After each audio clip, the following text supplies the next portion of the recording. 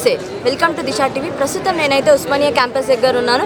అయితే ఈరోజు అయితే 500 సంవత్సరాలు అంటే 500 ఏళ్ళ సంవత్సరాల నుంచి ప్రతి హిందూ వాళ్ళు ఎలా అని అంటే ఖచ్చితంగా అయోధ్యలో రాముడి మందిరం అనేది ఒకటి ఉండాలి అని అనుకున్నారు. సో ఈరోజు అయితే ఆ కళ అయితే నెరవేరింది.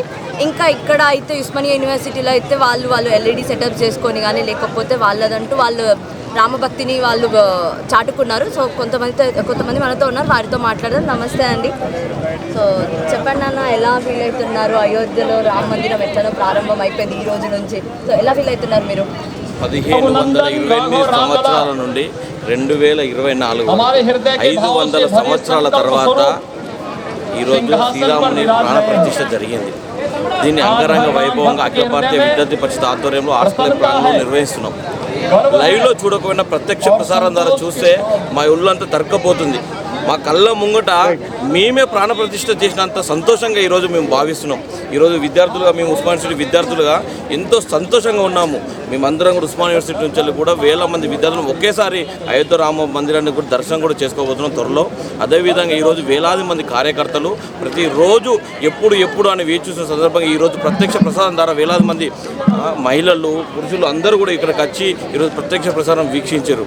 అదేవిధంగా ఈరోజు ఎంతోమంది ప్రాణ త్యాగాలు కూడా ఈరోజు రామ మందిరాన్ని కోసం బలిదానం చేసింది.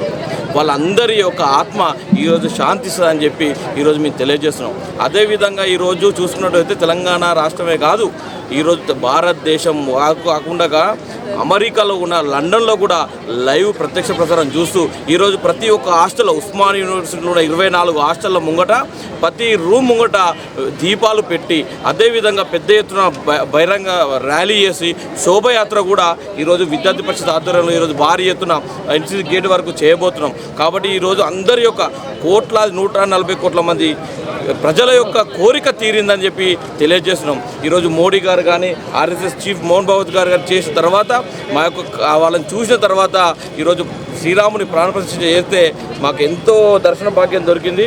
ఎంతో జై శ్రీరామ్ అనుకుంటూ నినాదాలతోటి ఇక్కడ అంగరంగ వైభవంగా నిర్వహించడం జరిగింది. జై శ్రీరామ్. ఈరోజు ఏదైతే 500 సంవత్సరాల భారతీయులందరి కళ నెరవేరిన వేళ, ఏదైతే 500 సంవత్సరాలుగా వేచి చూస్తున్నటువంటి ఈరోజు రాముని ప్రాణప్రతిష్ఠ అనేది సరైన నది తీరాన ఈరోజు చేసుకోవడం జరిగింది. దీని సందర్భంగా ఈరోజు మేము ఆర్ట్స్ కాలేజీలో ఈరోజు ఎల్ఈడి స్క్రీన్స్ ఏర్పాటు చేయడం జరిగింది. అందరూ సంతోషంగా ఈరోజు అక్కడ ప్రధాని నరేంద్ర మోడీ గారు ప్రారంభించినటువంటి ప్రాణప్రతిష్ఠ కార్యక్రమాన్ని వీక్షించడం అనేది పూర్వజన సుకృతంగా ఈరోజు మేము భావిస్తున్నాం. ఎందుకంటే శ్రీరాముడి కోసం కరసేవకులుగా చాలామంది ప్రాణాలు అర్పించడం జరిగింది. ఆ రోజు అక్కడనే గుడి కట్టాలనే కాన్సెప్ట్ తోటి ఆ రోజు బాబ్రీ మసీద్ను కూల్చిన సందర్భంలో కావచ్చు, వివిధగా చాలా రకాలుగా కరసేవకులు ప్రాణత్యాగం చేసిన తర్వాత ఈరోజు రాముడి విగ్రహం అనేది ఈరోజు అయోధ్యలో ప్రతిష్టాపించడం జరిగింది. కాబట్టి ఈరోజు సమస్త ప్రజానికం కావచ్చు, భారతదేశంలోనే కాదు, ఈరోజు భారతీయులు అందరూ ఎక్కడెక్కడ ఉన్నారో ఈరోజు విశ్వంలో కూడా అందరూ కూడా ఈరోజు సంతోషం వ్యక్తం చేస్తున్నారు. ఎందుకంటే పొగొట్టుకున్న చోటనే వెతుక్కోవాలనే నానుడి నిజం చేస్తూ ఈరోజు సరైనది తీరాన ఎక్కడైతే అక్రమ కట్టడమైనటువంటి బాబ్రీ మసీద్ను కట్టారో ఆ కట్టడాన్ని కూల్చి ఈరోజు రాముడు అక్కడే జీవించాడు, అక్కడనే రాముడి యొక్క విగ్రహాన్ని కడతామని సమస్త ప్రజానికం కావచ్చు, కరసేవకులు కావచ్చు, అందరూ కూడా అనుకున్న కళ ఈరోజు నెరవేరిన రోజు.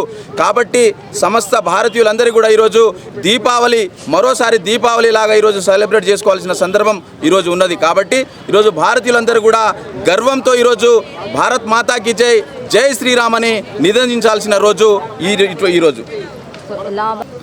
నిజంగా చెప్పాలంటే దాదాపు 500 సంవత్సరాల పాటు నిరీక్షణ పోరాటం తర్వాత ఈరోజు భారతీయుల చిరకాల కోరికైన అయోధ్య రామ మందిరం నిర్మాణం జరిగింది. ఇవాళ బలరాముని విగ్రహ ప్రతిష్టాపన కూడా జరిగింది. దాదాపు నేను చిన్నగా ఉన్న అంటే నేను పుట్టనే కావచ్చు, అప్పుడు కరసేవకు చేసి ఆ రోజు బాబ్రీ మసీద్ని కూల్చేసారు. తర్వాత దాదాపు ఈ యొక్క అయోధ్య రామ మందిర్ 2019లో సుప్రీంకోర్టు తీర్పు తర్వాత చాలామంది అయోధ్య రామ మందిరం గురించి విరాళాలు సేకరించి దాదాపు 3,500 కోట్ల రూపాయలు విరాళాలు సేకరించి గుడి కట్టడం జరిగింది. తర్వాత మనందరికీ తెలుసు, ఈ యొక్క నెల రోజుల పాటు రాముని అక్షంతలు, అయోధ్య రాముని అక్షంతలు గ్రామాన ప్రతి ఒక్క వ్యక్తికి, ప్రతి ఒక్క కుటుంబానికి చేరినాయి. ఈరోజు ఆ కుటుంబానికి అక్షంతలు చేరినాయి. ఈరోజు ప్రతి ఒక్క కుటుంబం కూడా ఈరోజు అయోధ్య రామ మందిర గ్రామాన విగ్రహ ప్రతిష్టాపన లైవ్ టెలికాస్ట్ ద్వారా చూడడం జరిగింది. ఇది ఒక అదృష్టంగా భావిస్తున్నారు భారతదేశ ప్రజలందరూ. దాదాపు 149 కోట్ల ప్రజలకి ఆ రోజు రామ మందిర నిర్మాణం కూల్చడం చూడలేదు, కానీ ఈ యొక్క రామ మందిర నిర్మాణాన్ని మళ్ళీ కట్టుకున్నాం. ఈ యొక్క అక్షంతలు మన ఇంటికి వచ్చినాయి. ఈ యొక్క బాలరాముని విగ్రహ ప్రతిష్టాపన కూడా జరిగింది. అంటే ఈ యొక్క భారతదేశ ప్రజలందరిది చిరకాల కోరికైన బలరాముని విగ్రహ ప్రతిష్టాపన జరిగింది. ఇది ఒక అదృష్టంగా భావిస్తున్నాను అక్కడ నేనైతే. ఎందుకంటే భారతదేశంలో మనం అందరం చూసినాం, రాముడు అంటేనే ఒక మృత్యు సంపర్పాలకుడు, ఒకే బాణం ఒకే భార్య ఒకే మాటగా నిలిచిండు. ఆయనను ఆదర్శంగా తీసుకొని దేశ మానవాళి కూడా ఆయన ఆదర్శంగా తీసుకొని ముందుకు పోవాలనే ప్రయత్నంలో మనందరం కూడా ఈరోజు దేశం మొత్తం అందరు గర్వించదగ్గ విషయం, అందరు అదృష్టంగా భావించదగ్గ విషయం, అందరు పూజింపబడ్డ విషయం అయోధ్య రామ మందిరం కళ నెరవేరింది. ఇప్పటికైనా భారతదేశంలో రామరాజ్యం కావాలి. రామరాజ్యం లెక్కనే ఈరోజు ప్రతిష్టాపన జరిగింది కాబట్టి ప్రతి ఒక్కరు కూడా పరిపాలన రామరాజ్యం లాగా ఈ యొక్క దేశంలో కొనసాగించాలని కోరుకుంటూ ఈ యొక్క దేశ ప్రజలందరికీ ఈరోజు ఒక పండుగలా జరుపుకొని ప్రతి ఒక్కరు కూడా సాయంత్రం ఒక 5 దీపాలు వెలిగించి ప్రతి ఒక్కరు దీపాలు జరుపుకోవాలి. ఎందుకంటే రాముడు అనే వ్యక్తి ఈరోజు మళ్ళీ తిరిగి తన ప్రదేశంలోకి వచ్చింది కాబట్టి దాని యొక్క దీపాలుగా జరుపుకొని ఒక శుభ పర్వదినాన్ని భారతదేశ ప్రజలందరూ గర్వంగా చెప్పుకునే రోజు జనవరి 22వ రోజు. కాబట్టి మనందరం కూడా రాముణ్ణి ఆదర్శంగా తీసుకొని రాముణ్ణి మనం సేవాయుతంగా తీసుకొని రాముణ్ణి మార్గదర్శకంగా తీసుకొని ఇన్ని రోజులు ఏ విధంగా కొనసాగినామో ఈ యొక్క దేశ మానవ ప్రజానికం కూడా ఈ కాంచెలు కూడా రామరాజ్యం కొనసాగుతుంది. ఇప్పటికి కూడా రాముణ్ణి ఆదర్శంగా తీసుకొని దేశ ప్రజలందరూ ముందుకు పోవాల్సిందిగా కోరుకుంటున్నాం అక్క. ఈ యొక్క ఉద్విగ్న క్షణాలంటే ఇవన్నీ కూడా భావాత్మకమైనటువంటివి. ఇది ఒక శుభదినం. మన యొక్క ధర్మం పైన ఏదైతే దాడులు జరిగాయో వాటన్నింటిని ఎప్పటికైనా సరే మేము ఎదుర్కొంటాము, తిప్పి కొడతాము, శంకర్ సార్ గారికి తిరిగి సత్కరించవలసిందిగా ధర్మంని నిలబెట్టుకుంటామని ప్రూవ్ చేసుకునేటువంటి రోజులు ఇవి. ప్రపంచవ్యాప్తంగా ఉన్నటువంటి ఒక హిందూ ధర్మావలంబికులు, సనాతన ధర్మావలంబికులు అందరి యొక్క మనస్సు పులకించేటువంటి ఒక రోజు ఇది. అయోధ్యలోకి బాలరాముడు రాములలా ఈరోజు ప్రాణప్రతిష్ఠ చేసుకోవడం అనేటువంటిది అందరికీ ఎంతో అదృష్టకరమైనటువంటి ఒక సందర్భం ఇది, రోజు ఇది. ఈరోజు కేవలము బాలరాముడు అయోధ్య ధామంలోకి ప్రవేశించడము అనేటువంటిది ఒక అద్భుతమైన ఘట్టము. ఈ యొక్క సందర్భాన్ని పురస్కరించుకొని రామరాజ్య స్థాపన దిశగా ప్రతి ఒక్క సనాతన ధర్మీయులు వెళ్తున్నారో అందరూ కూడా కంకణబద్దులు కావాల్సిన అవసరం ఉంది.